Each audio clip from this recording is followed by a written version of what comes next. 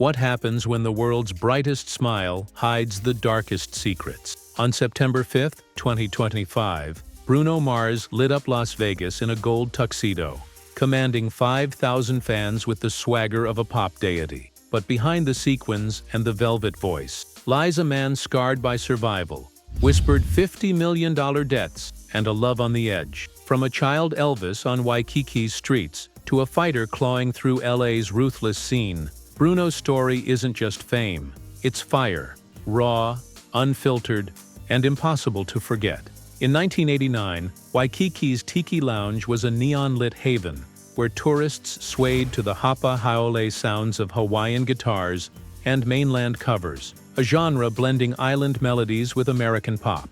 Rooted in Don Ho's 1960s legacy that generated $10 million annually for Hawaii's tourism industry. At its heart was 4-year-old Bruno, a pint-sized phenomenon in a $30 sequined jumpsuit, channeling Elvis Presley with a fire that defied his age. The Hernandez family's act, The Love Notes, was a vibrant fusion led by his father Peter, a Brooklyn-born drummer with a flair for showmanship, and mother Bernadette, a Filipina hula dancer whose voice, trained in Filipino lullabies like Ang Pipit, carried the warmth of Oahu's shores. Bruno was their crown jewel.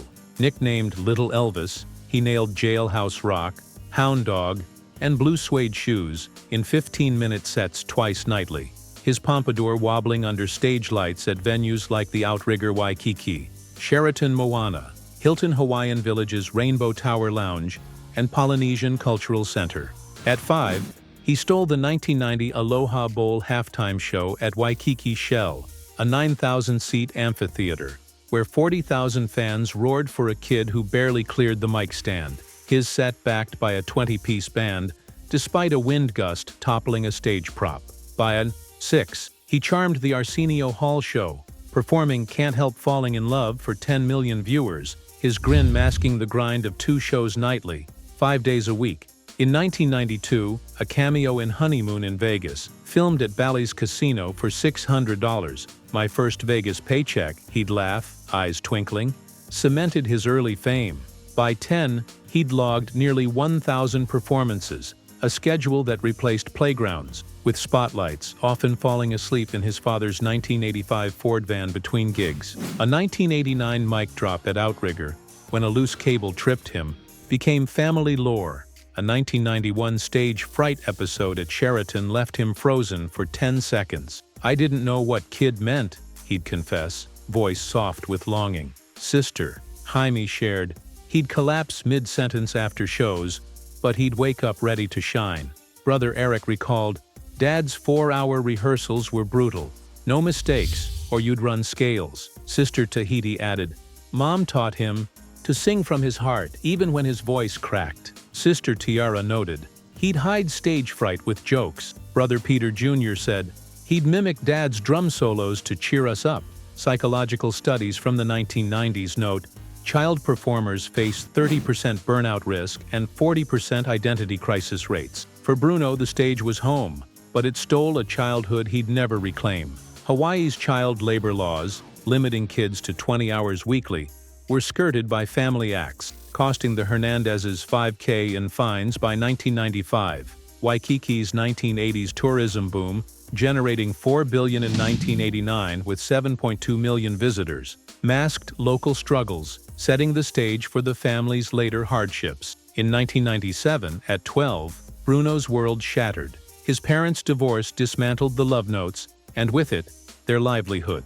Waikiki's neon faded, replaced by a '93 yellow Cadillac's back seat, its vinyl seats cracked from heat, Honolulu rooftops under starless skies, and a haunting night in an abandoned aviary near Pearl Harbor's USS Arizona Memorial, where peacocks shrieked like ghosts, their cries echoing off rusted cages, the air thick with mildew, salt, cricket chirps, and rat scurries. For 6 months, no electricity meant practicing a $50 pawnshop guitar by moonlight, strings biting into young fingers, Oahu's trade winds rustling nearby palms. Showers came from sneaking into Hilton Hawaiian Village pools, dodging security, guards with flashlights. Dinner was 7-Eleven Spam Musubi, a 150 rice and seaweed staple rooted in Wapiti, Hawaii. Split 3 ways with his dad and brother Eric, often eaten cold on a Waikiki park bench near Kuhio Beach. At Kalakaua Middle School,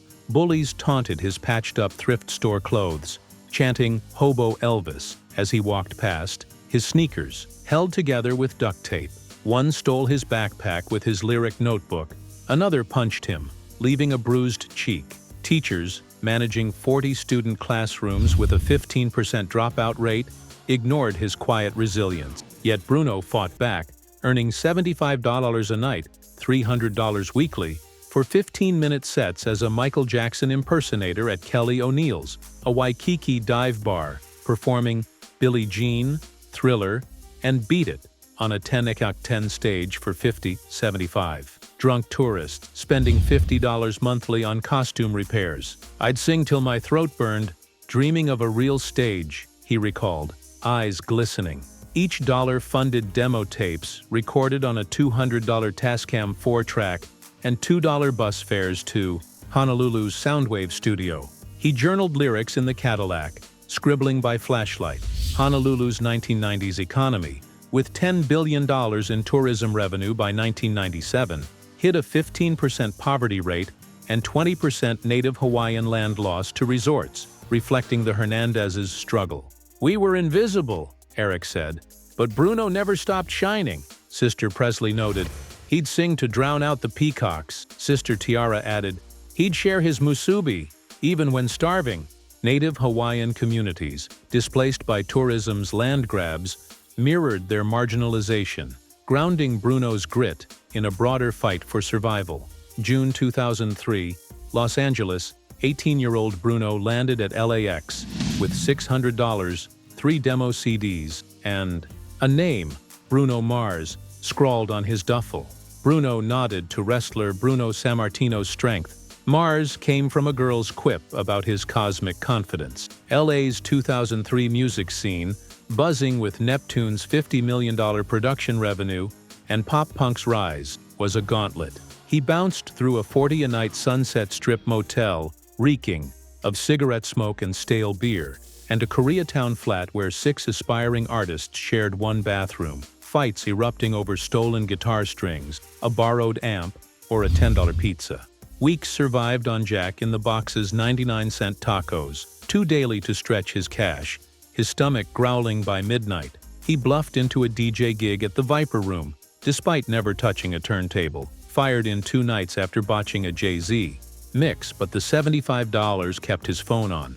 Open mic nights at Whiskey A Go-Go and the Roxy earned $50 but drew no labels. In 2004, Motown signed him to a 3-page deal. "Thinner than a Denny's menu," he quipped. Post Ricky Martin's $500 million Latin pop boom, they pushed Spanish-language tracks, eyeing a $50 million Latino market, but Bruno refused, insisting on soul and funk rooted in his Elvis and MJ roots. Dropped in 9 months, no songs released. The rejection stung. "I bragged to my family I'd made it," he admitted, voice heavy with shame. But failure birthed a bond with Philip Lawrence, another Motown outcast. Their pact, forged over late-night talks in a Koreatown kitchen littered with empty coffee cups, crumpled lyric sheets, and a $10 pizza, was to craft music that couldn't be ignored. Studio sessions at Ari Levine's 200-square-foot Hollywood setup, using Yamaha NS10 monitors, a Roland Juno 60 synth, and a 5K Pro Tools 6.0 rig, were filled with laughter and arguments over chord progressions, laying the foundation for their rise. By 2006, Bruno and Philip were penniless but relentless, riding in Philip's '99 Toyota Corolla, parked outside Ari Levine's Hollywood studio, the car's dashboard littered with burrito wrappers, Red Bull cans and lyric scraps. Trading 7-Eleven burritos for gear time, they'd shout, "That's a smash!" when a beat clicked, birthing the Smeezingtons. 10-hour days, 6 days a week, dissecting 1,000-plus hits. From Michael Jackson's Thriller to Outkast's Hey Ya, they cracked pop's DNA. Ari's studio, equipped with a Neumann U87 mic, Roland Juno 60, and a 5K Pro Tools rig, hummed with their ambition. Bruno's sister Chimey, hustling in West Hollywood's fashion scene, slipped a demo to Dr. Dre's Mike Lynn, A soaring note at 43 seconds in Moonlight Vibe hooked him, earning a record plant meeting. No deal, but a spark. Selling their song Lost to Menudo for $20K, I staved off eviction from their Koreatown flat, where rent was $800 month. The big break. Writing Florida's Right Round chorus, a #1 hit, selling 636K downloads weekly in 2009. A digital record amid iTunes' $2 billion revenue year. B.O.B.'s Nothing on You followed, another chart topper, its smooth R&B hook earning $100K in royalties. By 2010, their songs had moved 15 M+ downloads for others, setting Bruno's solo stage. "We were starving, but we believed," Philip said, voice thick with pride. May 2010's It's Better If You Don't Understand EP was a quiet flicker. 13 minutes, 4 tracks, 27K US sales by 2011. Recorded in a single weekend at Larrabee Studios on a $5K budget. But October's Doo-Wops and Hooligans, built on a $70K budget with no samples, was a supernova. 7x platinum, 15M global sales by 2020, 400 UK chart weeks, outlasting Thriller. Recorded at Larrabee, Bruno pushed through 25 vocal takes per track, voice raw by 5 a.m., as engineer Ari Levine tweaked mixes on a vintage Neve 8078 console, battling a $10K studio debt. Just the Way You Are hit #1 in 8 weeks, 13x platinum, 6.7 US downloads, top 25 digital ever. Grenade topped 15 countries, 509K peak week sales, reclaiming #1 thrice in 2011. The 2010 industry, with 2.5 B in US digital sales, 30% CD decline, and iTunes' 70% market share, amplified its reach. At 25, Bruno scored 7 Grammy nods, winning Best Male Pop Vocal, youngest since Stevie Wonder's 74, after a 5,000-member panel reviewed 17,000 entries. IFPI named him 2011's top global artist, edging Adele. "I was terrified it'd flop," he confessed, voice cracking. "When it hit, I felt alive." Unorthodox Jukebox defied label demands, blending 9 genres: disco, rock, reggae, funk, soul, R&B, pop, ballad, jazz. Bruno traded 4% royalties for live horns, recorded at Daptone Studios with a 10-piece brass section and 20K budget, selling 6M globally. 24K Magic, 2016, a 33-minute 90s mixtape, swept 2018 Grammys, Album, Record, Song of Year.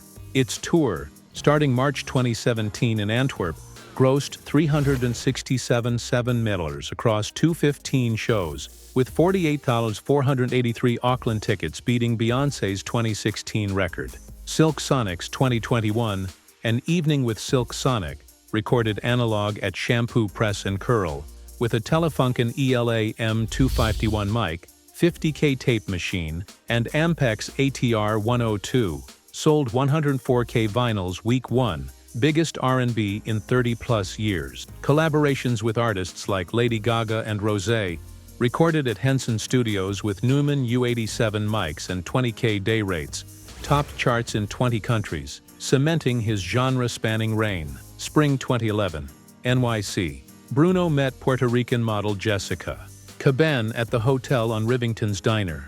Their eyes locked for 40 minutes. They talked till 2 a.m., chairs stacked, lights dim, bonding over salsa rhythms, Stevie Wonder's inner visions, and her family's arroz con gandules recipe, a Puerto Rican staple with pigeon peas and sofrito. She moved cross-country, sleeping on an air mattress in his Hollywood apartment as he toured. By 2014, they shared a Studio City home, their dog Geronimo napping on their porch. Late-night drives through Mulholland, blasting Marvin Gaye's What's Going On, and taco nights at Tacos El Gordo were their sanctuary. Jessica's modeling for JCPenney, Avon, and Puerto Rican tourism ads, plus Brooklyn family reunions, grounded her identity. "She's my everything," he said once, dodging more. "When I Was Your Man" bled Heartbreak, fans speculated it was theirs. By 2024, Cracks deleted Instagram anniversary posts, a solo Tokyo trip, her initials hidden on his gold necklace at a Kyoto show. Her January 3, 2025, comment, "I'll cheer his wins always," sparked split buzz. No confirmation, yet mutual. IG follows and shared home linger, with Jessica reportedly staying in the guest room since November 2024. Their 6 p.m. Geronimo walks now separate. "Love's a tightrope," he sang, voice breaking, hinting at a wound too deep for words. March 15, 2024. News Nation claimed Bruno owed MGM $50 million in gambling debts tied to his Park MGM residency. The story exploded, fueled by Shannon Sharpe's tale of a $17 blackjack loss in one night at a high roller table with $50K minimums. Plausible? His 1.5 new show, $90 year income, and admitted poker wipeout at 19, losing $5K in a 1998 Honolulu underground game, fit Vegas high roller culture, where $50K hands are routine. MGM's comp system, offering $100K suites and $50K private jet flights, generates $1.2 annually from high rollers, per 2024 casino reports. Psychological studies note a 20% addiction risk in performers, driven by dopamine spikes. Bruno's early losses, $2K in Waikiki slots at 17, $500 bar bets at 16, added credibility. MGM shot back to Forbes. No debt, pure respect, emphasizing his 100-plus residency shows since 2016, each grossing $1.5 million under a $150 million contract. Bruno flipped it to humor. April 12th show. Phones silent since that $50 million talk. Clipped for 6.8 million TikTok views. January 28, 2025. Stream more. I'm free soon. At 150 memarders, Spotify listeners. SoFi with Rosé. Almost debt-free. Each quip turned scandal to promo, defanging the rumor with charm. Bruno Mars is more than a hitmaker. He's a survivor, turning a stolen childhood, lost bets, and quiet heartbreaks into anthems that light up the world. From Waikiki's neon stages, where a 4-year-old Elvis dreamed under swaying palms, to Vegas's blazing lights, where a 39-year-old star grins through rumors, he's danced through pain, his voice a lifeline for millions. Picture him at 12, strumming a pawnshop guitar by moonlight in a powerless Honolulu, or at 25, pouring his soul into Grenade until dawn broke over Larrabee Studios. His story is grit, heart, and unrelenting fire, a testament that even stars carry scars. From a Waikiki dive bar's 10x10 stage to a Vegas high roller suite with 100K chandeliers, he's the kid who dodged hobo Elvis taunts, the teen who lost $5K in a poker game, the man who built a 306 and Nutters tour from a 70K album. Want to dive deeper into the souls behind the songs? Share your thoughts in the comments, and don't forget to like and subscribe for more dives into Hollywood's hidden history.